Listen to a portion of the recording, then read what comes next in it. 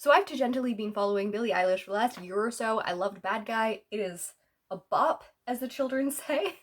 And No Time to Die is like the song that I write all of my things to. It's just one of those songs that it fades enough, but it's also evocative enough that it just really, really works for me.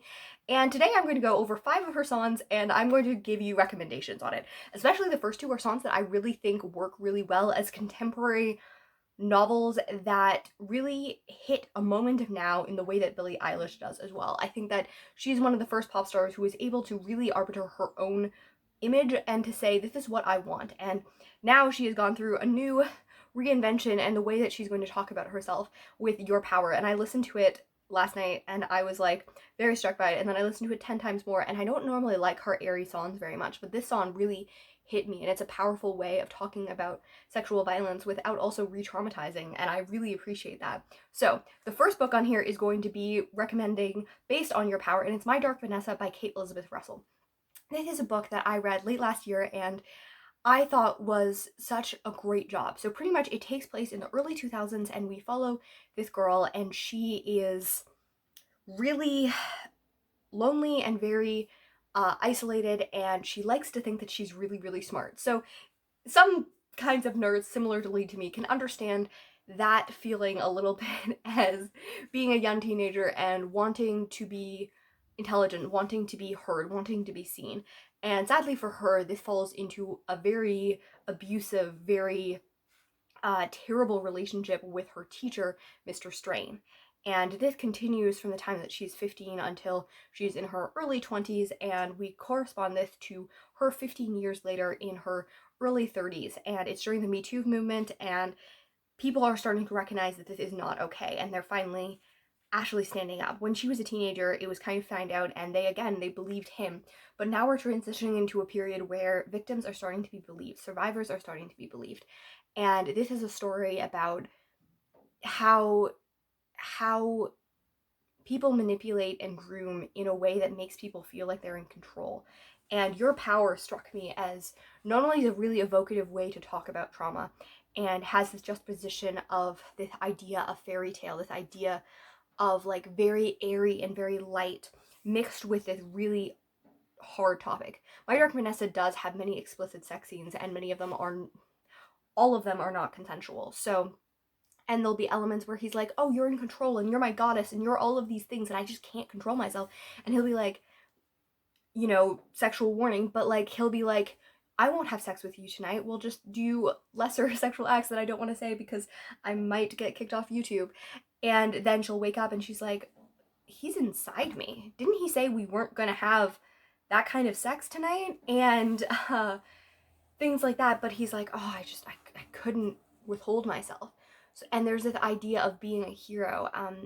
Death of a Hero by Alec Benjamin also covers this from a different aspect, from a man's point of view, seeing his heroes as men and falling. And I really love this book. It can be really traumatizing, but as someone who is very sensitive to sexual material and sexual violence especially, I found it done in a way that was very careful, it's very explicit and it's very direct, but also in a way that doesn't try to re-traumatize you.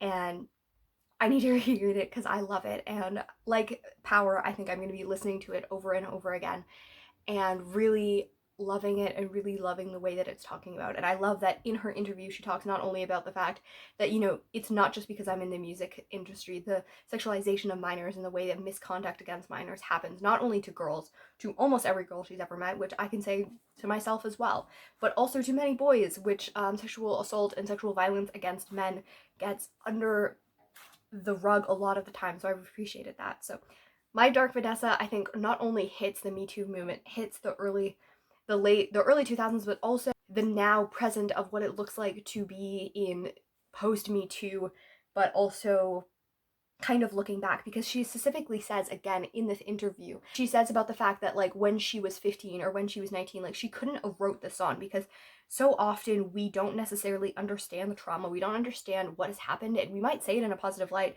and then we might change our story and people might say, but aren't you lying? You said this was okay, you said this was an okay relationship or whatever.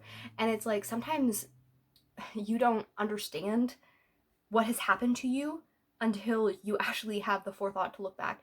And another thing, she was like, age didn't seem like it mattered to me when I was younger. And then when I was older, it realized how much age does matter, how young I was, how young the women and men around me were. And I think that's very, very true. It can seem like age doesn't matter until you do. And someone posted, I think I was only 19 or so, and one of my friends posted this thing that it was kind of like that said, like, you didn't realize how many of the men in your life were sexual predators until you became an adult. And yeah, I I 100% see that when I was like, even at 19, even like barely an adult, I could see already that the way that men treated me and my like friends, my peers, were not okay when we were minors. And I love this song and I love that she's speaking about it. She's only 19 herself. She's barely 19.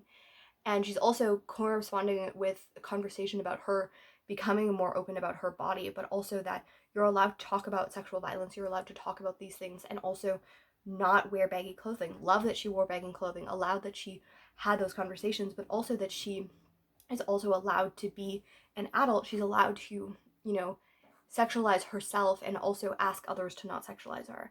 And I think that that's a really important conversation, and I love. The next song that I really want to talk about is Conversations with Friends by Sally Rooney. I read this book twice in 29 hours in the last week, and it is this one that also, it hits really contemporary. It hits me, and obviously I'm a little bit in, like, I'm the same generation, but I'm also like 5 years older than Billie Eilish, so there's a disconnect because of how culture changed so much in between our years. But I thought that this is a book that talks specifically about coming of age, of being 21, and it has that aspect of, that maturity and her wanting to present herself as a more mature person. And she begins a relationship. Frances, the main character of Conversations with Friends, begins a sexual relationship with an older man, and she's kind of the bad guy in that, like, there's a love affair, there's triangles, but there's also a conversation of depression and her an inability to completely own up to what's going on, the trauma in her life. And I think that the way that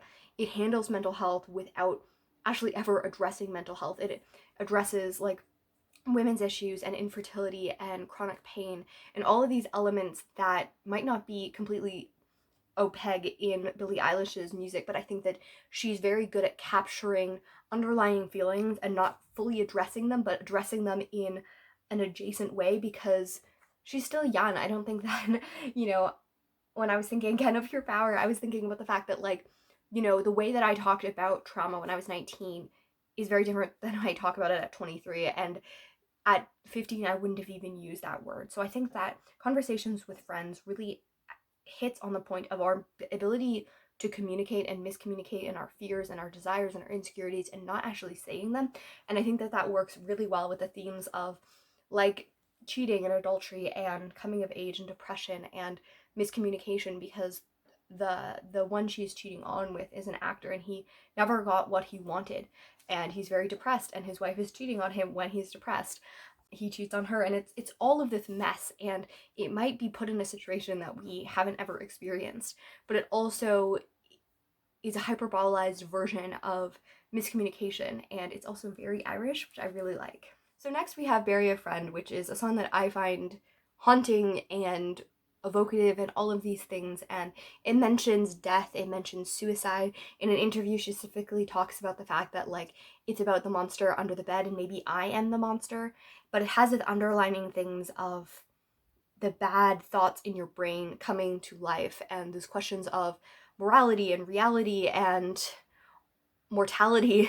And I really, really find it a fascinating song, and it really highlights the way that Billie Eilish as a musician is changing the way that we talk about it, using alternative means to really arbiter her image and arbiter the conversation around these heavy subjects, and maybe going around them in a circle but also addressing them head on. And for me, I really want to talk about Deadly Class by Rick Remender. He is a Latinx author who wrote specifically about the 1980s and an assassin school. So our main character, whose name I have forgotten, I'm looking at it, I want to show a specific moment, but I also want to give a trigger warning for suicide. So this is one of the most evocative panels for me because it begins with him sitting at the top and we see him sleeping. And for someone who deals with PTSD. It really is evocative of what happens while we're sleeping, and he's going through his history, and I always love when panels are able to use this, and it's very explicit, very just strong, and yet we also see his emotions so well. And to me, this looks very different from Billie Eilish's style, but it looks like how she would talk about something like this. Remender specifically talks about the Reagan era and about the fact that they cut mental health, and our main character has the experience of his mother committing suicide after not getting proper hair, and then him being on the streets and him experiencing homelessness, and then him being recruited by an assassin school, which, you know, doesn't happen in reality, but it talks about. And we enter the school with all of the issues of high school, all of the issues of coming of age, with times 10 because of the fact that they're assassins. And we have this undercurrent of mental health. We have this undercurrent of like the punk rock movement and all of these insecurities and hired layers and things hidden behind metaphors. I think that it works really well with the idea of Bury a Friend because it talks about a lot of really important things, but it hides it behind metaphor while also addressing it directly. And this directs with suicide, it directs with mental health in such a real way. And I think that this has like a kind of grimminess and that I think works really well with the aesthetic of Billie Eilish. This might be the lightest of the books that I'm going to be talking about, but I also think that it works really well for the music industry in the way that she is coming of age. And this is Therefore I Am, and I'm talking about Daisy Jones and the Six by Taylor Jenkins Reid. So this is a very popular book, and many people love it. And the quote that she says during the beginning that a lot of people quote, and I will quote it without expletives, but it has some powerful ones in here. I had absolutely no interest in being somebody else's muse. I am not the muse. I am the somebody. And I think that that is the energy that Billie Eilish really like radiates. She's like, no, this song, I am the person. You can be my friend. We can talk about articles, and I might be polite, but I'm gonna be me, and that is Daisy Jones. But it also has, you know, the sweetness. It has the emotion. It has all the underlining things, but also the like gritty tragedy, and I think that it works really well. It has an honesty and also adoration that I think that she hits really well because we're putting these people, and it follows this fictional band of 6 people, and they're all men, and then Daisy is a woman, and it really follows them throughout their lives from young teenagers until quite old, and drug addiction and sexuality and abuse and abortion and all of these things. And I think that it really encapsulates how we talk about the music industry. And then we put that on steroids and we talk about it in this very specific moment. And it has the 60s. And I feel like Billie Eilish would love the 60s aesthetic. Like she's compared to Janis Joplin and like a lot of these other people quite often. So I think that it works really, really well for her and that it captures both her airy aesthetic and her dark aesthetic quite well. The last book that I really want to talk about is based on Ocean's Eyes, and this is a song that I don't actually like very much. I don't like her airy songs, and this one was written when she was 13 years old, and it has a very young, idealistic fixation on it, and I don't love it. However, I do want to talk about it because it was one of her popular songs, and I thought I would recommend a song that if you like it, I don't love this book, but you might like it if you love the idea of fixation. And it follows a much older woman, which is probably why it doesn't work quite as well for me. I thought about doing a book that was for teenage readers or someone who was younger, even a prepubescent, but I couldn't think of a book that fit the aesthetic as well. This is Accidents of Being Lost, and I really want to pronounce this, and it's way too many syllables for my dyslexic self, but we're gonna try. Leanne Batsamoki Simpson, and she is an Indigenous Canadian, and she's in her 40s at the time of writing this, but it's really looking at identity and experience, and I thought that those subjects were really well, but the majority of it is very like hyper focalized on her crush on this woman, and it's like she's talking about like going on the highway and like she's like, I don't want to text and drive, but like you haven't responded to me in like 6 minutes and this is too much.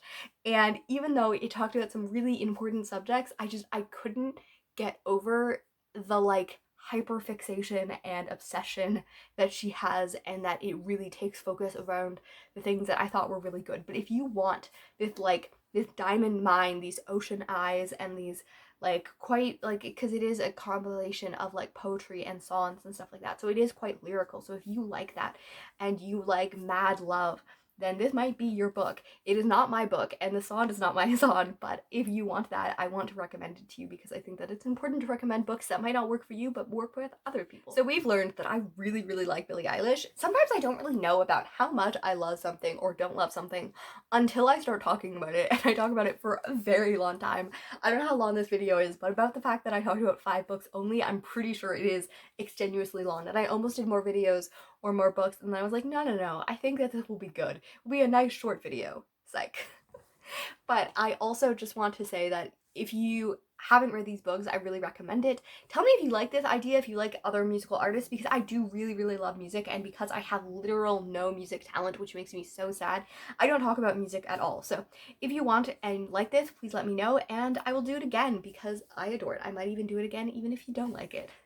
And this is my ideal version of what I probably would have wanted to look like as a teenager. So even though it doesn't fit her aesthetic, I think that it fits my teenage aesthetic to a T, and I adore it. Happy reading and writing and listening, and let me know your favorite artists, and I will talk to you next time.